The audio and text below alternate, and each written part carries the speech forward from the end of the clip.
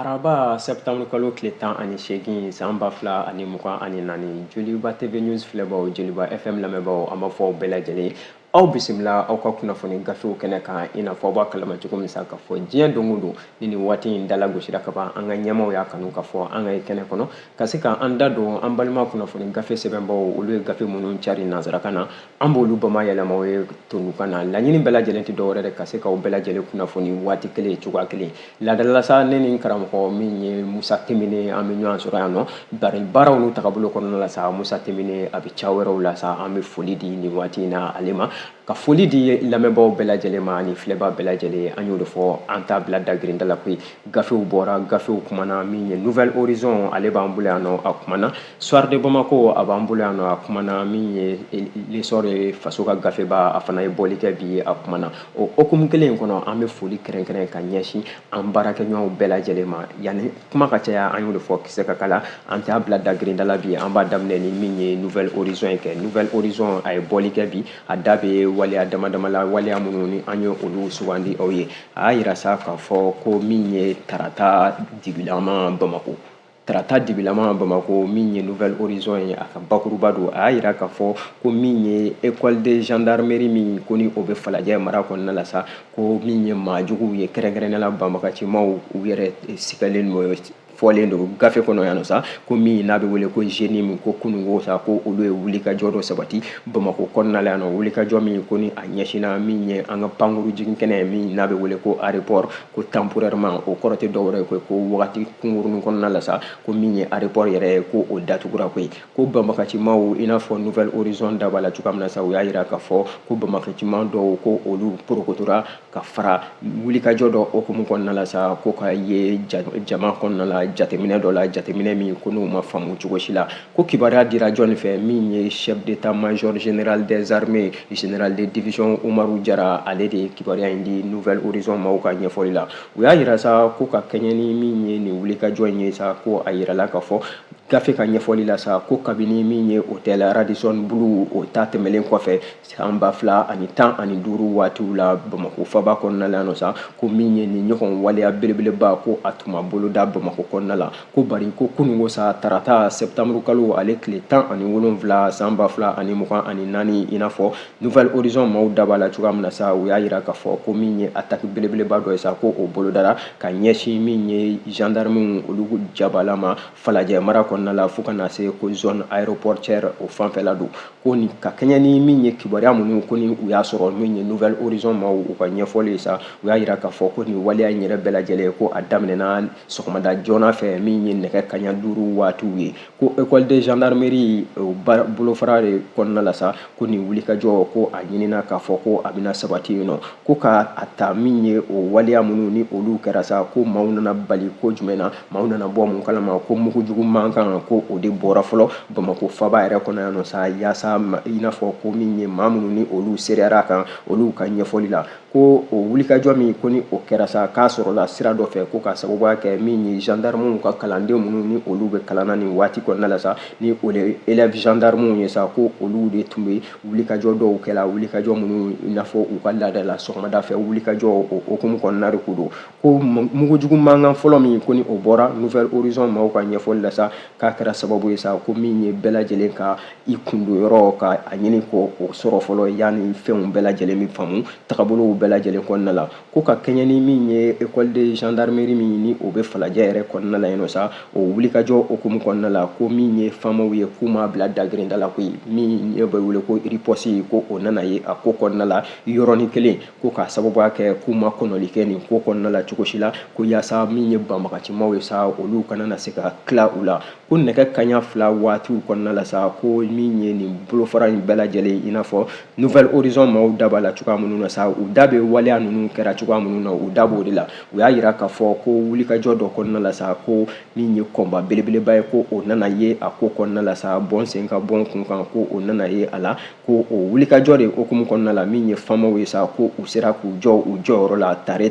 ko ka sababuya kɛ min ye maa caman ye maaw ka dɛmɛ kɔnɔna la sa ko min ye faamaw ye ko u ye wulikajɔ dɔ sabati wulikajɔ min kɔnɔna la sa ko ni ye maajugu 5 ko ka olu jateminɛ a ko kɔnɔna la sa n'u bɛ wele ko suspect appréhendé o ti dɔwɛrɛ ko u k'u sɔmi bɛ maa minnu dɔw la maa 5 ko u ye dankari olu la ko wa ko maa 4 yɛrɛ bɛ yen nɔ sa an bɛ don min na i ko bisa ko min ye finitigiw ye ko u sen bɛ ka u tɛgɛ da olu kan ko min ye Mali forces armées u ka ɲɛfɔliw tagabolo kɔnɔna la sa ko maa 1 yɛrɛ bɛ yen nɔ sa ko min ko ni o lɛnsera ko ye lɛnseli ti dɔwɛrɛ ko min ye ale tigɛcogo o juguyara kosɛbɛ kosɛbɛ maa juguw fan fɛ waati dɔw la o waleyaw olu sabati bɛ ko ka sababuya kɛ min ye Mali finitigiw ye sa i n'a fɔ k'u ye kibaruya sɔrɔ cogo min Nouvelle Horizon ka ɲɛfɔli la ko kibaruya ma bɔ maa wɛrɛ da ko ye ko général de division min n'o bɛ armée kɔnɔna la ni o ye Umaru Jara ye ko ale Umar Jara ko ale de ye kibaruya bɔ ka bin k'a yira k'a fɔ ko wulikajɔ in bɛɛ lajɛlen kɔnɔna la école de gendarmerie la sa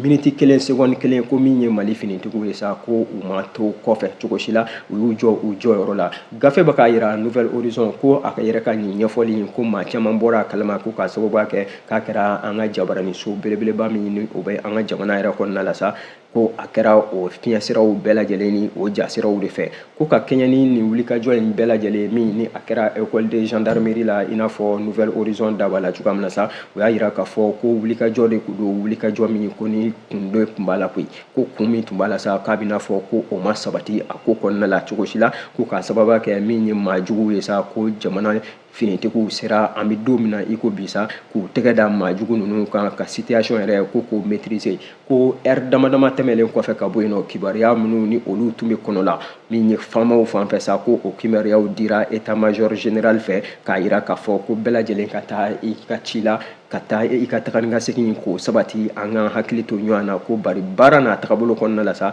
min ye enquêtew ye ko halisa ko olu bɛ tɛmɛ o siraw fɛ ko n'i y'a jateminɛ gafe ka ɲɛfɔli la u y'a yira k'a fɔ ko min ye école de gendarmerie ye sa ko o bɛ sigilen sirada kan a bɛ sigilen yɔrɔ min kɛrɛnkɛrɛnnenya la sa ko n'i y'a jateminɛ Bamako n'i ma yɔrɔ belebeleba dɔ don kɛ ko Falajɛ fanfɛla don ko o wulikajɔ min ni o sabatira maa juguw fɛ sa ko ŋaniya belebeleba tun bɛ a ko kɔnɔna la ni a kun ɲɛna ko bari an bɛ don min na i ko bi n'i y'a ye a bolofaraw bɛɛ lajɛlen kɔnɔna la sa gafe ka ɲɛfɔli la ko a ma sabati a ma ɲɛ cogo si la ko k'a sababuya kɛ Mali finitigiw olu ka jijaw ka na se min ye population civile ale ka faamuyali tagabolow ma ko o wulikajɔ minnu ni olu kɛra kunungo Bamako yan nɔ sa ko a kɛra sababu ye min ye ɲɛmaa min ni o bɛ yen général de division Umaru Jara ale yɛrɛ ka ɲɛfɔli belebelebaw ta ko ka ɲɛfɔ ko o hakilina kelen in kɔnɔ a nɔngɔni fɛ ko min ye aéroport Bamako Senu ko u ye o datugu waati kɔnɔna la n'a bɛ wele ko fermeture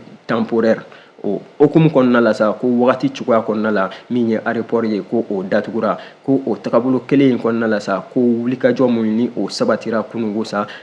a nana kɛ sababu ye ko min ye maa caman ye olu ka u ka ciw yɛrɛ ka jɛ o kɔ kunungo ko ye ko k'a ye k'a fɔ ko min ye bisibasa ye ko o bɛ jamana kɔnɔna la gafe ka ɲɛfɔli la u y'a yira k'a fɔ ko ka kɛɲɛ ni laseli dɔ ye laseli min ko ni o kɛra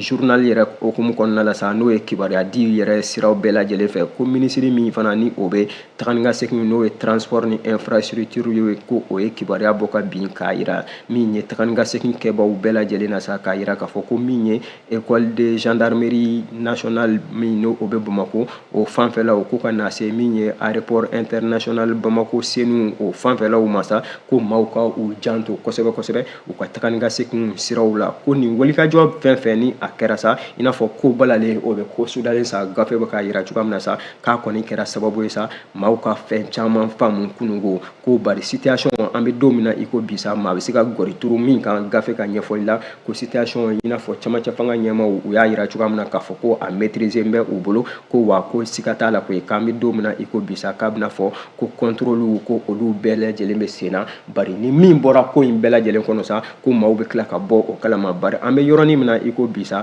ko min kɔni ye bisi basa minnu ni olu kɛra kunungo ko maa bɛ se k'i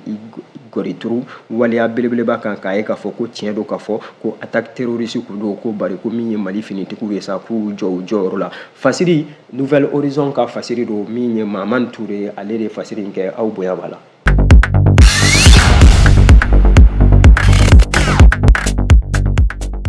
An bɛ to ale Nouvelle Horizon kelen in kɔnɔ kɛ a da bɛ wulikajɔ wɛrɛ la a y'a yira k'a fɔ ko ka kɛɲɛ ni min ye conseil communal min ni o bɛ sita kili kɔnɔna la sa ko o bolofara bɛɛ lajɛlen o wulili okumu kɔnɔ n'a bɛ wele ko dissolution du conseil communal de sita kili ko min ye maire kɔrɔ min ni o bɛ yen nɔ sa n'o ye Bɛnba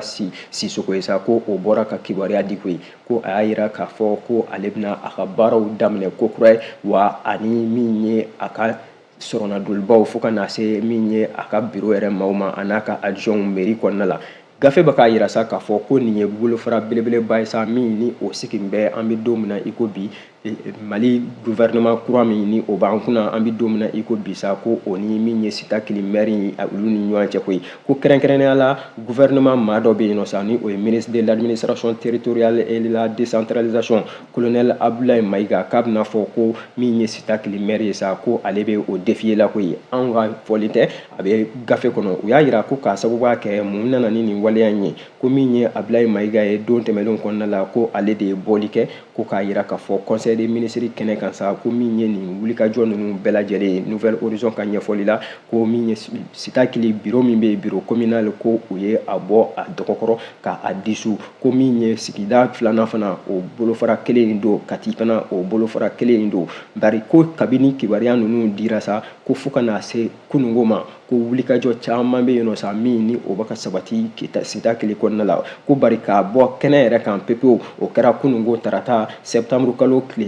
17 san 2024 ko min ye nin ma kofɔlen ye sa n'o ye Bɛnba Sisoko min ni ale ye maire kɔrɔ ye nin waleya ninnu kɔnɔna la sa ko a ye bɔli kɛ ko ye bɔli min gafe yɛrɛ kɛmɛ k'a jabo yan gafe min kɔnɔna la sa ko ni a y'a yira k'a fɔ ko ale bɛna a ka baaraw bɛɛ lajɛlen daminɛ hali ni ka sɔrɔ an bɛ don min na i ko bi sa ko jamana ɲɛmaaw kɛmɛ k'a fɔ ko ale ka baara ko o tɛ sabati a kɔnɔna la cogo si la o hakilina de kɔnɔna la gafe kɛmɛ ka kuma di a ma k'a ka gɔri ka o ta k'a lajɛ a y'a yira k'a fɔ ko min ye maire denmisɛn in ye sa ko a y'a yira k'a fɔ ko sira bɛɛ lajɛlen fɛ sa yamaruya bɛ ale bolo tagabolo bɛɛ lajɛlen kɔnɔ k'a sababuya kɛ ko a sigira tagabolo kɔnɔ tagabolo min ni o sinsinnen don hali ni k'a sɔrɔ ko min ye ministrew ka lajɛ ni o ye conseil des ministres ye sa ko ni o de kɔnɔna la ŋaniya bɔra ka bin k'a yira k'a fɔ ko ale ka baaraw bɛɛ lajɛlen ka ɲɔngiri ko min ye Bɛnba Sisoko ye a y'a yira k'a fɔ ko a ma jɛ ni o waleyaw ye cogo si la wa a bɛ waati bɔ ale kun y'a yira sa ɲɛfɔli caman kɔnɔ k'a fɔ ko a ma jɛ ni waleya ninnu bɛɛ lajɛlen cogo si la o hakilina de kɔnɔna la sa ko min ye a ka nin wulikajɔ in ye ko a ye autorité locale ka olu saisi o tɛ dɔwɛrɛ ye koyi u ka sigida yɛrɛ la yen nɔ sa o autorité ɲɛmaa minnu bɛ yen nɔ k'a tun ye ɲɛfɔli kɛ olu ye k'a yira k'a fɔ ko o ma kɛ nin waleya ninnu ma ale fanfɛ cogo si la k'a fɔ ko a k'a ka baara ɲɔngiri cogo bɛɛ lajɛlen na hali ni k'a sɔrɔ ko min ye jamana conseil des ministres ye ko o de ye o fɔ ko n'i y'a jateminɛ ko préfet min ni o bɛ cercle kɔnɔ cercle min n'o ye Kɛɲɛba mara ye ko a ye bonya ta k'a ɲɛsin o ma ka kibaruya k'a ɲɛsin o ma a bɛ waati bɔ bari ko fɛn ma bɔ a ko kɔnɔna la o hakilina de kɔnɔna la sa ko yaasa k'ale ka baaraw i n'a fɔ a yɛrɛ ka ɲɛfɔli la sa ale ye baara minnu kɛ don tɛmɛnlenw kɔnɔ fo ka na se a kɛmɛ ka baara minnu boloda sita kelen kɔnɔna la ko ka bisi basa don olu la ale tɛ se k'i sigi cogo si la ko ka olu lajɛ o waleya min kɔnɔna la sa ko n'i y'a jateminɛ min ye conseil des ministres ye u ye ŋaniya min ta k'a yira k'a fɔ ko ale ka baara ninnu bɛɛ lajɛlen ko o ka ɲɔngiri k'a kɛra sariya sen fɛ sariya sen min n'a bɛ wele ko loi numéro 223 004 min ni o taara marisi kalo o tile 13 san 2023 ko ka kɛɲɛ ni min ye code de collectivité territoriale ye o hakilina kɔnɔna la sa a y'a yira k'a fɔ ko nin sɛbɛn in ko a bɛ kɔn sira caman fɛ sira minnu ni a da ma se o bɛɛ lajɛlen ma gafe yɛrɛ ye o yira yan o hakilina kelen in kɔnɔna la sa ko min ye ɲɛmɔgɔ minnu ni olu bɛ yen bi camancɛ fanga hukumu kɔnɔ kɛrɛnkɛrɛnnenya la a yɛrɛ kɛn bɛ ka sugandili kɛ koyi ko colonel Abdoulaye Maïga o min bɛ ministre de décentralisation do an bɛ don min na i ko bi ko o ko ye laseli caman kɛ nin waleya ninnu kɔnɔna la o waleyaw de bɛɛ lajɛlen faralen ɲɔgɔn kan sa ko maire ko a ye nin bɛɛ faamu bari tagabolo bɛɛ lajɛlen kɔnɔ sariya bɛ ale yamaruya a ka tɛmɛ ni a ka baara ninnu ye o tagabolo kelen in kɔnɔ a ye ɲɛfɔli caman kɛ sita kelen min ni a bɛ min ye Kayi mara fɛ sa ko Kayi gouverneur de région yɛrɛ min n'o bɛ Kayi kɔnɔna la sa o fana bɔra ka ɲɛfɔli kɛ sita kelen maire ye bari an bɛ don min na i ko bi sa a bɛna fɔ bisi basa bɛ bɛ a ko la kosɛbɛ k'a sababu kɛ maire a kɔni y'a yira k'a fɔ ko ale bɛna tɛmɛ ni a ka baaraw ye hali ni k'a sɔrɔ jamana ɲɛmaaw kɛn bɛ k'a yira k'a fɔ ko a kana baara ninnu kɛ cogo si la. Fasiri ni min bɔra la an n'o lase a bɛ Nouvelle Horizon kɔnɔna la Seyidu Konate ale ka fasiri don aw bonya b'a la.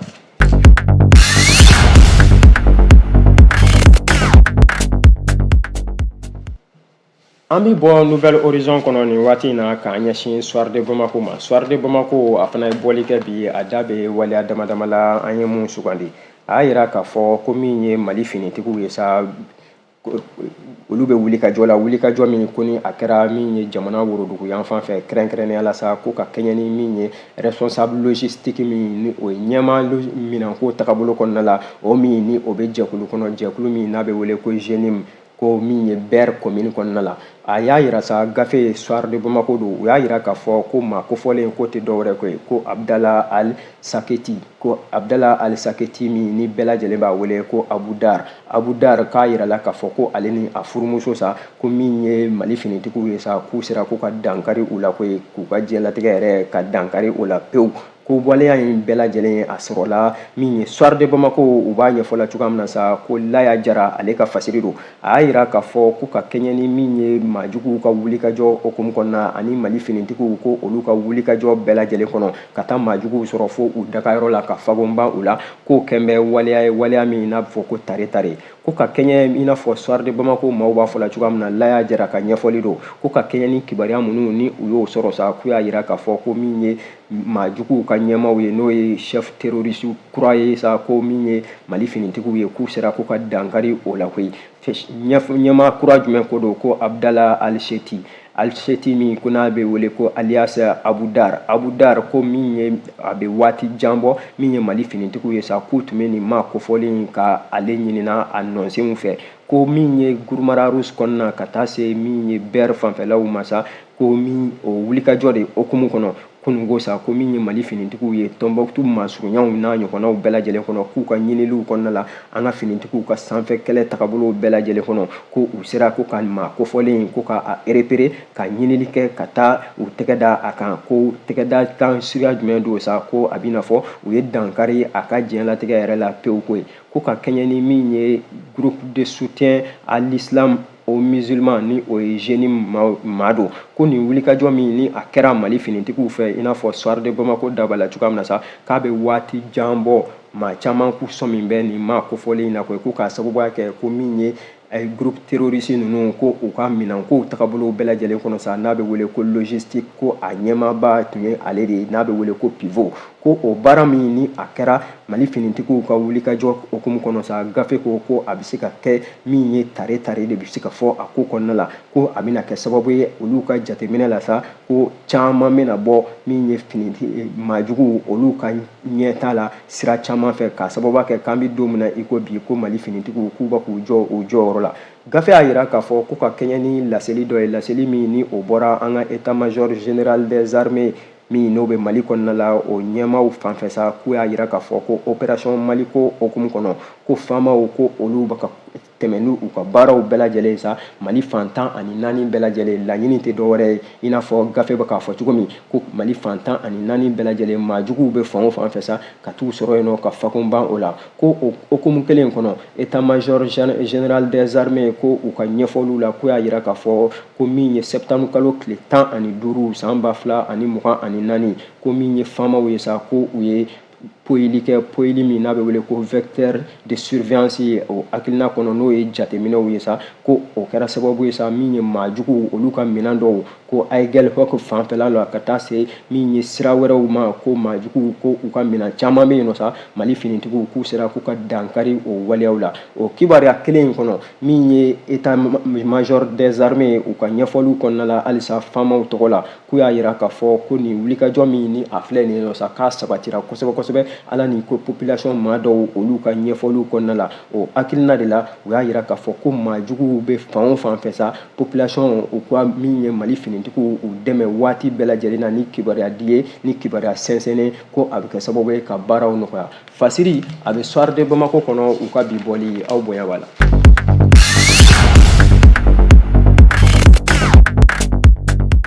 E ko an ta datugu ni faso ka gafeba yɛrɛ min ye lesɔr ye a fana ye bɔli kɛ bi a da bɛ wulikajɔ dama dama la an ye mun sugandi wagati b'an kɔ la wagati cogoya kɔnɔ a yirala sa min ye lesɔr maaw ye u ka ɲɛfɔli la ko confédération AES an ka jɛkulu okumu kɔnɔna la sa ko camancɛ fanga ɲɛmɔgɔ colonel Asimi Goïta ko ale ye minisiri minnu bɛ AES jamanaw kɔnɔna la sa ni o bɛ u ka jamana ni jamana wɛrɛ cɛɲa kow ɲɛnabɔli kɔnɔna la ko colonel Asimi Goïta ko a ye olu bisimila kunungo ye gafe a yira sa k'a fɔ ko camancɛ fanga ɲɛmɔgɔ colonel Asimi Goïta ko a ye bisimilali kɛ ka ɲɛsin minisiriw ma minisiri minnu n'olu bɛ affaires étrangères kuna min ye AES jamanaw bɛɛ lajɛlen kɔnɔna la ko laɲini bɛɛ lajɛlen kun ti dɔ wɛrɛ koyi i n'a fɔ ko minisiri min ni o bɛ Mali tɔgɔ la Abdoulaye Diop ale ye ɲɛfɔli minnu kɛ k'a yira sa k'a fɔ ko a bɔɲɔgɔnko min n'o bɛ Burkina n'o ye karamɔgɔ Jean-Marie Traoré Burkina tɔgɔ la ko ka taa se min ye Bakary Yao Sangare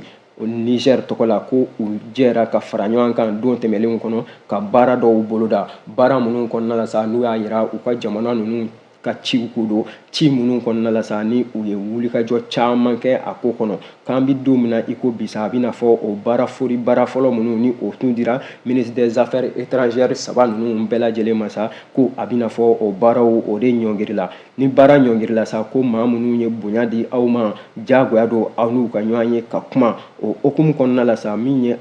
colonel min ye Ablaye ale ka ɲɛfɔli don Ablaye y'a yira sa k'a fɔ ko Ablaye Diop ko o okumu de kɔnɔna la sa u y'a latigɛ k'a fɔ ko min ye u ni Asimi Goïta u ka jɛ ka ɲɔgɔn ye a bɛ lesɔr kɔnɔ o ɲɔgɔn ye de okumu kɔnɔ sa u nana bonyamasegin kɛ ka ɲɛsin camancɛ fanga ɲɛmaa ma k'a yira k'a fɔ ko min ye baara min ni a y'a kalifa an na baara in a jaabiw filɛ kuma dafa kuma la sa ko min ye colonel Asimi Goïta ye a y'a yira sa k'a fɔ baara in min ni a kalifar'u la fɔlɔ ko baara in ko a sabatira tagabolo bɛɛ lajɛlen kɔnɔna la wa don nataw kɔnɔ sa ko faamuyali caman a bɛna sɔrɔ a la maa caman bɛ yen nɔ sa ko olu bɛna bɔ wulikajɔ minnu ni a bɛ ka kɛ nin ko kɔnɔna la sa ko faamuyali caman ka ye a ko kɔnɔ min ye Burkina Faso Niger Mali maaw ka faamu k'a fɔ i n'a fɔ gafe bɛ k'a fɔ cogoya min na sa k'a fɔ ko an bɛ don min na i ko bi ko tiɲɛnijɛ yɛrɛ don k'a fɔ k'u bɛ ka file fiyɛ ka taa sira kelen fɛ wa don nataw kɔnɔ sa ko baara minnu ni olu bɛ yen nɔ maa caman bɛna bɔ fɛn caman kalama a ko kɔnɔna la o okumu kelen in kɔnɔ u ye foli kɛrɛnkɛrɛn ka ɲɛsin ko min ye an ka sigida la n'i ye maliyɛnw jateminɛ fo ka na se nizɛrikaw ma ka na se min ye burukinakaw ma ko u faran bɛ ɲɔgɔn kan kosɛbɛ kosɛbɛ min ye New York Amérique jamana kɔnɔna la ko olu ye bolofara belebeleba bila ka ɲɛfɔ AES ko la waleya min ni o diyara colonel Asimi Goïta a n'a tɔw ye kosɛbɛ kosɛbɛ i n'a fɔ gafe da b'a la cogo min u y'a yira k'a fɔ ko o okumu de kɔnɔna la sa min ye nin ɲɔgɔn ye in ye a kɛra bonyaba kɔnɔna la bonya min ni a faamuyara baaraw bɛɛ lajɛlen kɔnɔna la fasiri a bɛ min ye faso ka gafeba kɔnɔna la lesɔr aw bonya b'a la.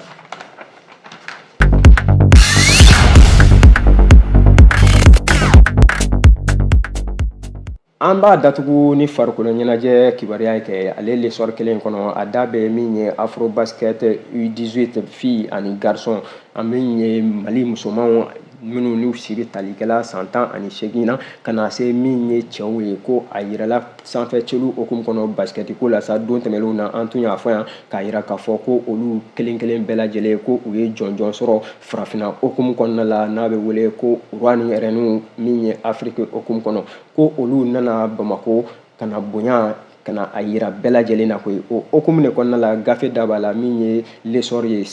Seyibu Kamisogo ale ka fasiri don a y'a yira sa k'a fɔ ko jama bɔra i ko kɔnɔkulu ka ɲɛsin min ye basketikɛla ninnu ma u kunbɛli okumu kɔnɔna la min ye aéroport président Modibo Keïta Bamako senu ale kɔnɔna la ko jama bɔra i ko kɔnɔkulu ka na min ye basketikɛlaw ka na u bisimila ka na kɛ seere waleya ninnu bɛɛ lajɛlen kɔnɔna la ko n'i y'a jateminɛ min ye jamana ɲɛmaaw ko olu ma to kɔ cogo si la k'a sababu kɛ ko minisiri min n'o bɛ farikolo ɲɛnajɛ kunna Abdul Kasim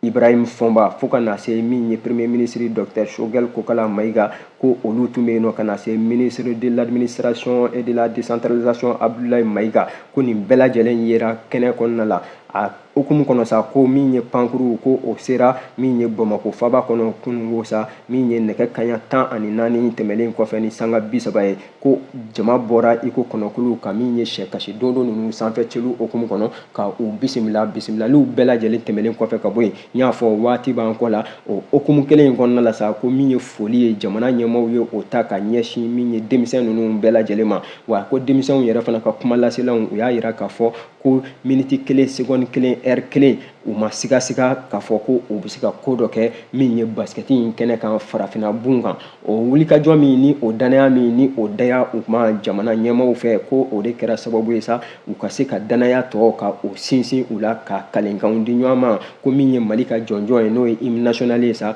ko fo o de laban ka fɔ yen nɔ laban ka fɔ a kɔrɔ tɛ dɔwɛrɛ ye koyi n'o laban fɔra o b'a yira k'a fɔ ko jɔnjɔnba ko u y'o sɔrɔ k'o ta min ye denmisɛn ninnu sɛkasi dondow baskɛtikɛlaw u ka ɲɛmaaw u ka ɲɛfɔli la ko u ye o kalenkan min di ɲɔgɔn ma u ye o waleya sabati baskɛti ɲɛmaaba ni olu ka fédération ɲɛmaa ye sa maître Jean-Claude Sidibe ale fana ye kuma ta a y'a yira k'a fɔ ko foli belebeleba de bɛ ta ka di min ye denmisɛn ninnu de ma ko k'a sababuya kɛ u bɛ taa don min na maa caman hali n'u yɛrɛ k'u danbɛ u yɛrɛ la ko maa caman ma bɔ hali u tagali kalama kɛ i taara i sen na ko mais tagabolo bɛɛ lajɛlen kɔnɔna la sa u taara cogoya minnu na ni maa ma bɔ a kalama u segintɔ ni jama bɔra k'u kunbɛn o b'a yira k'a fɔ u taara ŋaniya min kama maître Jean-Claude ka ɲɛfɔli la sa ko o sabatira min ye musomanw ye min ye cɛmanw ye ko don nataw kɔnɔna la sa coupe du monde min ni o bɛ diɲɛ bɛɛ lajɛlen kofɔ ko u bɛna ye o kɔnɔna la ka Mali tɛrɛ farafina sisan ka farafina jɔyɔrɔ ka o fa nin waleya ninnu bɛɛ lajɛlen kɔnɔ an b'a fɔ tare an y'o de fɔ wagati min ni o di bɛ an ma a b'i n'a fɔ o dalagosira o okumu kelen in kɔnɔ fasiri kɛba Sebu Kamisogo a y'a yira k'a fɔ ko min ye denmisɛn ninnu ye sa kalenkanw kɔni kɛra u kelen kelen bɛɛ lajɛlen sa k'a yira k'a fɔ don nataw kɔnɔ sa jamana hakili b'u la wa u bɛna baara dɔw sabati u kelen kelen ka bonyamasegin kɛ u ye ka ɲɛsin u ka baarakɛlaw ma fasiri a bɛ min ye lesɔr kɔnɔna la u ka bi bɔli i n'a fɔ an y'a fɔ a ye cogoya min na sa a bɛ bi gafew yɛrɛ o datugu an y'o de fɔ Joliba TV News ni Joliba FM an ka ŋaniya bɛɛ lajɛlen tɛ dɔwɛrɛ gafew mana bɔ ka ban kibaruya minnu b'a kɔnɔ sa an bɛ se kɛnɛ kɔnɔ ka olu ta ka sababuya kɛ gafe ninnu bɛ dilen nanzarakan na an b'u bamayɛlɛma aw ye to dun ka na yaasa faamuyali bɛ sɔrɔ o okumu kelen in kɔnɔ an bɛ foli kɛrɛnkɛrɛn ka ɲɛsin min ye an filɛbaa bɛɛ lajɛlen ma ani an lamɛnbaa bɛɛ lajɛlen k'a fɔ ni aw tɛ anw tɛ wa min ye jamana in ye sa an ka jɛ ka dugawu kɛ ɲɔgɔn ye ala ka jamana sinsin ala ka Mali girinya su fara tile kan Joliba TV News an ka ŋaniya bɛɛ lajɛlen tɛ dɔwɛrɛ kibaruya gɛrɛgɛrɛ ka se ka o di aw bɛɛ lajɛlen ma waati bɛɛ lajɛlen cogoya bɛɛ lajɛlen ni ala m'an ka jɔnya jɔ an na fiyewu an ti dɛsɛ o la an ti sɛgɛn o la fiyewu o okumu kelen in kɔnɔ an bɛ foli kɛrɛnkɛrɛn ka di aw ma aw de ye sɛgɛnbaw ye aw de bɛ sɛgɛn an lamɛnli la aw de bɛ sɛgɛn an filɛli la waati bɛɛ lajɛlen n'an y'o de fɔ aw ka an bilasirali minnu ni a bɛ kɛ sababu ye sa an bɛ se ka baaraw sabati ɲɔgɔn fɛ cogoya minnu na ni ala m'an ka jɔnya jɔ an na an bɛ ɲɔgɔn sɔrɔ yan don nataw kɔnɔna la an b'a fɔ aw bɛɛ lajɛlen ala ka tile yɛrɛ